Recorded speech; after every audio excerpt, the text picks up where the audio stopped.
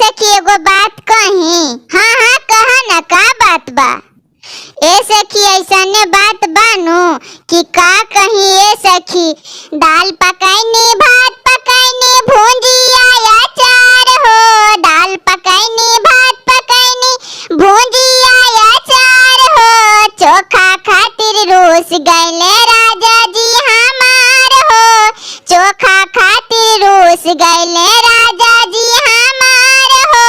2 रुपया के चॉकलेट लाइनी देनी फूस लाई हो, 2 रुपया के चॉकलेट लाइनी देनी फूस लाई हो,